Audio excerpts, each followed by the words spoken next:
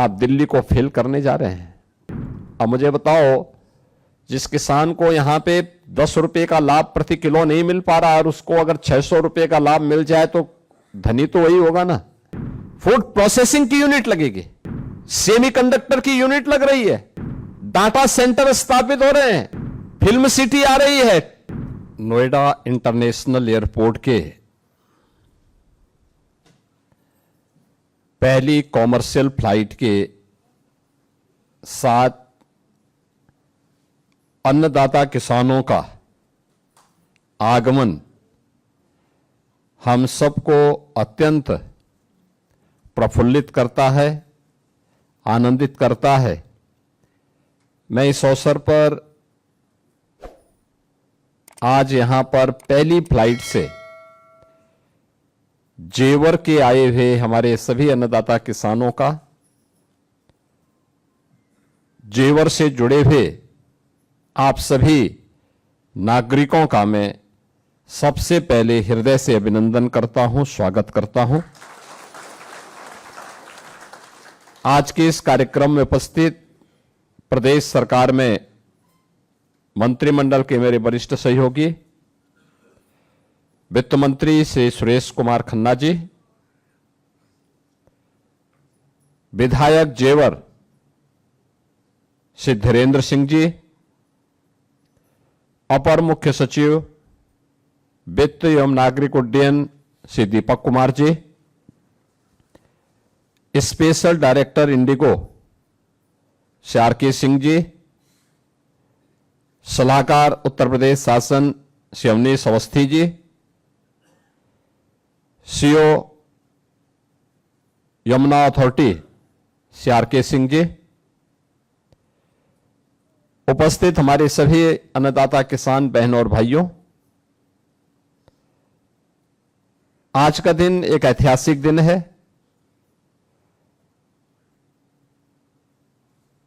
जेवर के लिए, गौतम बुद्ध नगर जनपद के लिए, पश्चिमी उत्तर प्रदेश के लिए और पूरे प्रदेश और देश के एविएशन सेक्टर के लिए। जब भारत की सबसे अधिक संभावनाओं वाले एक इंटरनेशनल एयरपोर्ट ने अपनी कॉमर्शियल फ्लाइट प्रारंभ की है,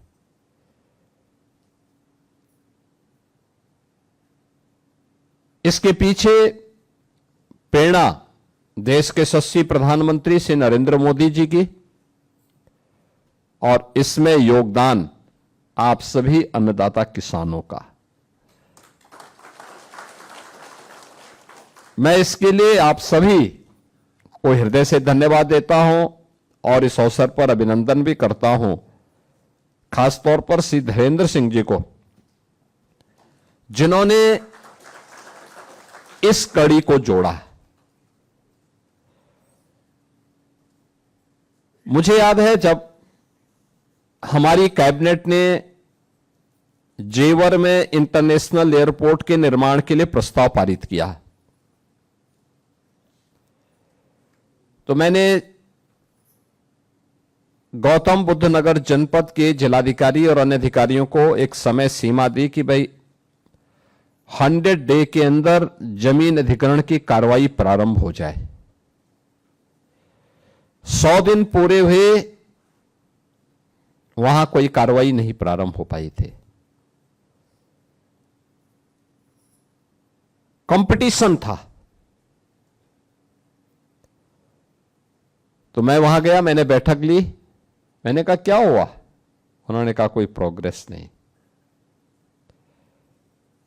और याद करिए, तब मैं वहां गया था और मैंने वहां के अन्नदाता किसानों के साथ एक बैठक ली थी गौतम बुद्ध विश्वविद्यालय ग्रेटर नोएडा में। 100 के आसपास किसानों को मैंने बुलाया था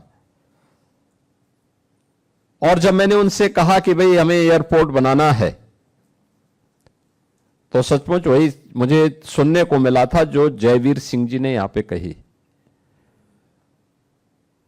मैंने उनके सामने प्रस्ताव रखा कि हम एयरपोर्ट बनाना चाहते हैं, सामने से मेरे सामने उत्तर आया कि हम जमीन नहीं देंगे। असमंजस की स्थिति थी। मैंने कहा हम लोग यहां पे विकास करना चाहते हैं। उन्होंने कहा लेकिन हम नहीं देंगे। मैंने कहा देखिए, आपको 1 घंटे का समय दे रहा हूं, यह एयरपोर्ट आपकी तकदीर को बदल देगा। आए हुए उन सभी बुजुर्गों से मैंने अनुरोध किया। मैंने कहा देखिए, विकास का मॉडल क्या होता है ये दिखाने का समय है, क्योंकि वक्त सबका आता है, बस कुछ बन जाते हैं और कुछ बिखर जाते हैं। अवसर का जो लाभ लेता है, सटीक लाभ लेता है, इतिहास उसी का बनता है। और जो उस मौके को गंवा देता है, अवसर से वो बिखर जाता है, फिर कभी उसके सामने अवसर नहीं आता। और आपने उस समय मुझ पर विश्वास किया। धीरेन्द्र सिंह जी ने लग करके उसमें सहयोग किया। यमुना अथॉरिटी ने और उत्तर प्रदेश के सिविल एविएशन विभाग ने उस कार्रवाई को युद्ध स्तर पर आगे बढ़ाया।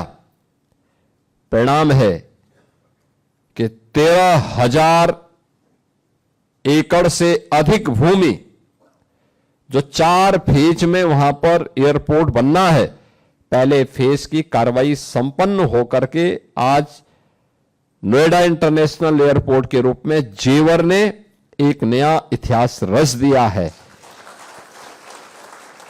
और मैं मानता हूं कि जेवर अब वह जेवर नहीं रहा। याद करिए ना, जुलाई 2017 में कैसी बीभत्स घटना घटित हुई थी। उससे पहले उसी क्षेत्र में मैं मानता हूं उत्तर प्रदेश के सबसे अधिक आपराधिक गतिविधियों का केंद्र बन गया था वो क्षेत्र। शाम होते ही आवागमन बंद, हर बेटी असुरक्षित, नौजवान के सामने आगे का कोई भविष्य नहीं, अन्नदाता किसानों के लिए कोई सुविधा नहीं। कैसे शोषण होता था, शोर की भूमि के नाम पर किसानों का किस प्रकार से उत्पीड़न होता था, यह भी हम लोग देखते थे, सुनते थे। कोई साधन नहीं, सड़क नहीं, बिजली नहीं, स्वास्थ्य की सुविधा नहीं, स्कूल नहीं, रोजगार नहीं, गरीब के लिए कोई भी पहल नहीं। और उन स्थितियों में दिल्ली के नजदीक जेवर भी एक कस्बा था, एक गांव था। अब आप सोचो, आप दिल्ली को फेल करने जा रहे हैं। दुनिया का हर बड़ा व्यक्ति आज वहां आना चाहता है, हर बड़ा व्यक्ति वहां आना चाहता है। आप परी की बात कर रहे थे, अरे वहां कुबेर आना चाहता है।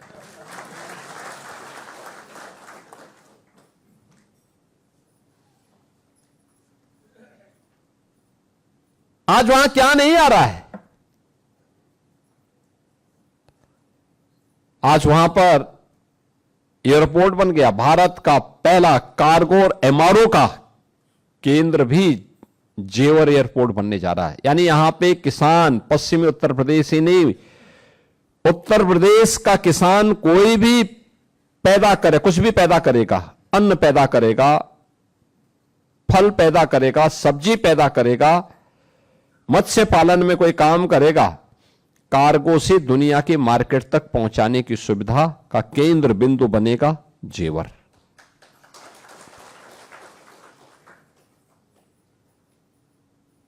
लोकल मार्केट में दाम कम मिलेगा, लेकिन वही दाम दुनिया के मार्केट में कई गुना मिलेगा। जैसे आम, यहां के मार्केट में हम कितना भी बेचेंगे 50 रुपए तक पहुंचेगा, लेकिन वही आम जब दुनिया की मार्केट में पहुंचता है तो 800 रुपये से लेके 1000 रुपये किलो बिकता है वही आम। आप मुझे बताइए ना, जो आम यहां 50 रुपये में बिकेगा और वहां हम कार्गो का दाम भी ले लें तो भी 200 रुपये हम प्रति किलो का दाम जोड़ दें, कार्गो का एयर फेयर उसके साथ जोड़ लें, तो भी तो किसान को 600 रुपये का लाभ हो रहा है। अब मुझे बताओ, जिस किसान को यहां पे 10 रुपये का लाभ प्रति किलो नहीं मिल पा रहा और उसको अगर 600 रुपये का लाभ मिल जाए तो धनी तो वही होगा ना। ऐसे ही अन्य उत्पाद में भी फूड प्रोसेसिंग की यूनिट लगेगी, सेमीकंडक्टर की यूनिट लग रही है, डाटा सेंटर स्थापित हो रहे हैं, फिल्म सिटी आ रही है, toy park, medical device park, apparel park और आईटी एंड इलेक्ट्रॉनिक्स की सिटी, वर्ल्ड क्लास सिटी। पहले पढ़ने के लिए देखो ना, एक बेटी पढ़ने के लिए अलीगढ़ मुस्लिम विश्वविद्यालय में मेडिकल की पढ़ाई करने के लिए गई। अब दुनिया की 5 बड़े प्रतिष्ठित विश्वविद्यालय जिनकी वर्ल्ड रैंकिंग है, वे इस क्षेत्र में आ रहे हैं, यहां आ रहे हैं अपना स्वयं का कैंपस स्थापित करने के लिए।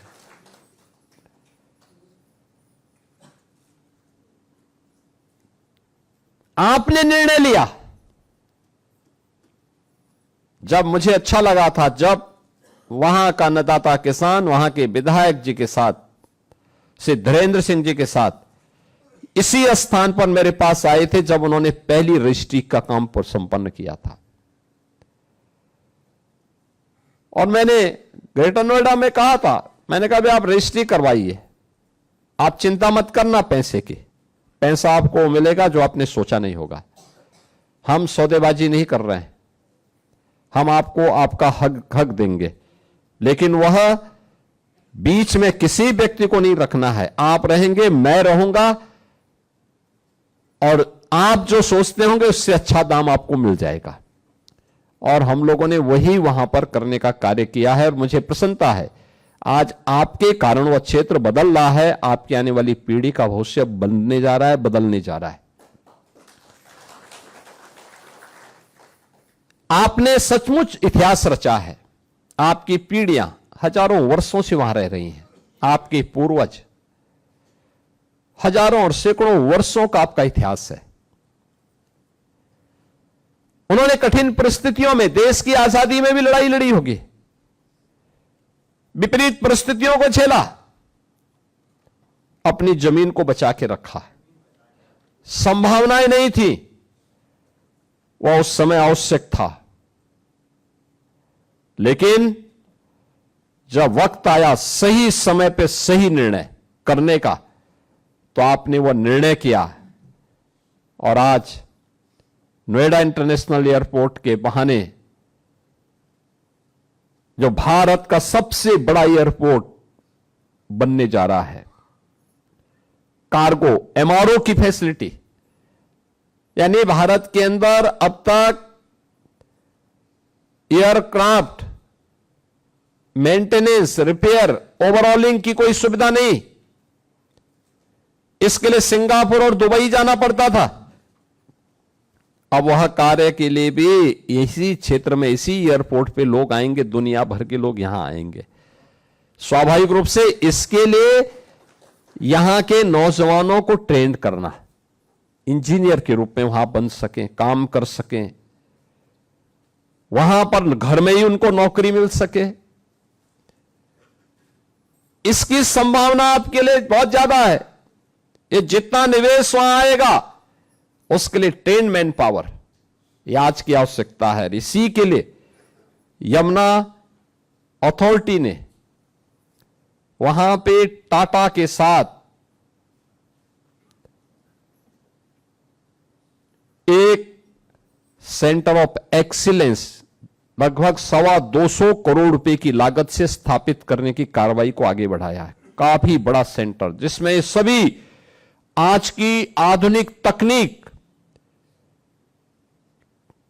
को वहां पे ट्रेनिंग देने, उसके सर्टिफिकेट, उसके डिप्लोमा, उसके डिग्री के कोर्सेज को आगे बढ़ाने का एक अवसर वहां की युवाओं के लिए होगा, उनके कौशल विकास के लिए होगा, उनकी स्किलिंग के लिए होगा। और इसके कारण वहां के नौजवानों को जुड़ने और उस जुड़ने के साथ ही वहां पे जो निवेश आएगा वहां उनके लिए नौकरी प्राप्त करने का एक आधार भी बनेगा। यहां पे डिग्री कॉलेज की बात उन्होंने की। हमारा प्रयास है कि इस सत्र में हम उस डिग्री कॉलेज को प्रारंभ कर दें और वहां के बच्चों को उच्च शिक्षा का वो भी मिले। दो अन्य बातें आपने कही हैं, मेडिकल के लिए भी और एक स्पोर्ट्स के लिए भी। यद्यपि वहां एक ट्रामा सेंटर हम बना रहे हैं, लेकिन ट्रामा सेंटर के साथ ही मैंने यहां पे अभी सीओ यमुना अथॉरिटी से कहा है कि वो देखें एक बार कहां पे अच्छी मेडिकल की सुविधा भी और मेडिकल एजुकेशन की सुविधा भी वहां प्राप्त हो सके। इसके बारे में उन संभावनाओं को आगे बढ़ाना चाहिए और गवर्नमेंट उसमें अपने स्तर पर भी सहयोग करेगी, यमुना अथॉरिटी भी उस प्रयास को आगे बढ़ाएं। अच्छा होगा, इसको हमें बढ़ाना चाहिए। स्टेडियम बने वहां पे, इंडोर स्टेडियम भी बने और बड़ा स्टेडियम बने। वो जो संभावनाएं वहां पे हैं, जो पोटेंशियल वहां पर है, उसका लाभ वहां के बच्चों को प्राप्त हो, वहां के यूथ को प्राप्त हो, वे आगे बढ़ सकें, देश के विकास में अपना योगदान दे सकें। ओलंपिक में एक पैरा ओलंपियन ने जैसे देश के लिए मेडल जीत करके एक नया इतिहास रचा है। अब इतिहास जेवर को जेवर के रूप में प्रस्तुत करने की ओर हम सबका आह्वान कर रहा है। और मुझे बहुत अच्छा लगा कि पहली फ्लाइट से आपने उस जेवर को उस इतिहास के साथ जोड़ने के लिए अपनी ही जमीन से फिर मुख्यमंत्री आवास तक की इस यात्रा में आप सब भागीदार बने हैं और मुझे बहुत अच्छा लगा। 170 किसान, जिसमें 28 केवल महिला किसान हैं, उससे यहां पर आए और यहां से फिर वापस जाएंगे। इस शानदार यात्रा को अपनी स्मृतियों में आप बनाए रखेंगे, इस विश्वास के साथ मैं आप सभी का एक बार फिर से अभिनंदन करता हूं और आपको आश्वस्त करता हूं कि डबल इंजन की सरकार है, जो बोलती है वह करती भी है। जितना बोलती है उतना करके रखती रहती है, उतना करती भी है और आगे भी कभी भी आपको इस डबल इंजन सरकार से निराश और हताश नहीं होना पड़ेगा। सबका साथ, सबका विकास, सबका विश्वास और सबका प्रयास, यह अभियान निरंतर आगे बढ़ता रहेगा। आप सबके प्रति आज के इस अवसर पर मैं पूरे प्रदेशवासियों को, गौतम बुद्ध नगर वासियों को, पश्चिमी उत्तर प्रदेश के वासियों को इस अनुपम उपहार के लिए हृदय से बधाई देता हूं, अपनी शुभकामनाएं देता हूं। इंडिगो ने इस कॉमर्शियल फ्लाइट को प्रारंभ किया और अन्नदाता किसानों के साथ यहां पर स्वयं उनके special director CRK Singh ji यहां पर आए हैं, मैं उनको भी हृदय से धन्यवाद देता हूं। वहां के विधायक जी को भी, अन्य जनप्रतिनिधियों को भी और साथ साथ शासन के उन सभी अधिकारियों को जिन्होंने इन किसानों के सेंटिमेंट को सम्मान दिया है, उन सबको भी हृदय से धन्यवाद देते हुए अपनी वाणी को विराम देता हूं। धन्यवाद।